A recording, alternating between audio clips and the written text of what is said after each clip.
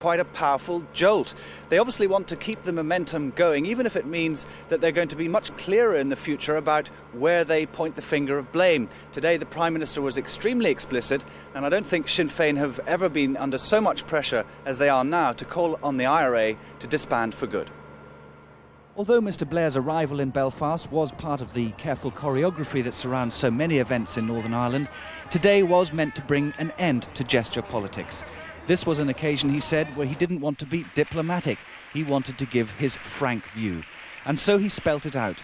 Republicans can no longer be involved in politics so long as the IRA is active. They now have to choose. The crunch is the crunch. There is no parallel track left.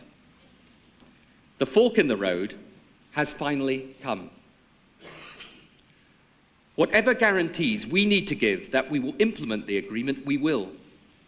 Whatever commitment to the end we all want to see, that of a normalised Northern Ireland, I will make. But we cannot carry on with the IRA half in, half out of this process. Not just because it isn't right anymore. It won't work anymore. As much as anything, this was an attempt by the Prime Minister to think himself into the mindset of the IRA, and by doing so to discredit them.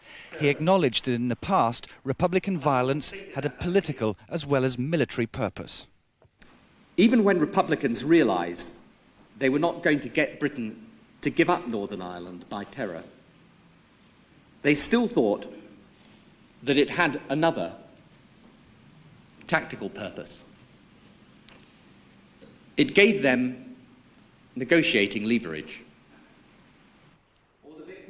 And then, for perhaps the first time for a serving Prime Minister, Mr Blair seemed to accept that in the past, violence had brought Republicans political gains, but it wouldn't do so in the future. The very thing Republicans used to think gave them negotiating leverage doesn't do it anymore. It no longer acts to remove unionist intransigence, but to sustain it. It no longer pushes the British government forward, but delays us.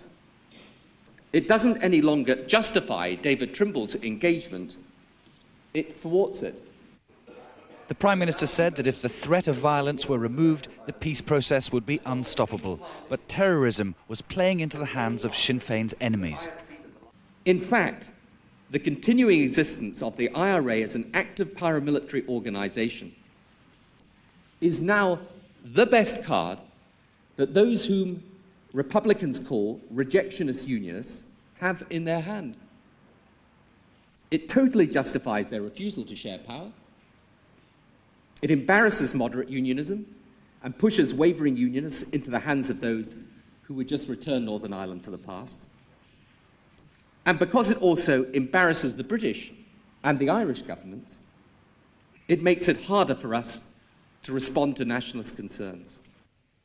Mr Blair made it clear how frustrating the peace process has been. He said the Good Friday Agreement had been followed by 4.5 years of hassle, frustration and messy compromise. And inch-by-inch negotiations, he said, won't work any longer.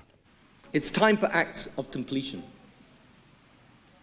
We will do our best to carry on implementing the agreement in any event. But should real change occur, we can implement the rest of the agreement, including on normalisation, in its entirety, and not in stages but together. And we are prepared to do what is necessary to protect the institutions against arbitrary interruption and interference. But if we are to do this, this means also commitment from others. Unionism to make the institutions secure and stable. Nationalists to act if violence returns. Republicans to make the commitment to exclusively peaceful means real, total, and permanent. For all of us, an end to tolerance of paramilitary activity in any form. The Prime Minister's appearance in Belfast today was designed to mark a new phase in the peace process. Up until now, he said politicians here had simply been playing a game, with negotiation after negotiation leading to only slow progress. So today he demanded they make a greater leap forward. He didn't say IRA disbandment, but that is the phrase that seems to leap out from between the lines of this speech.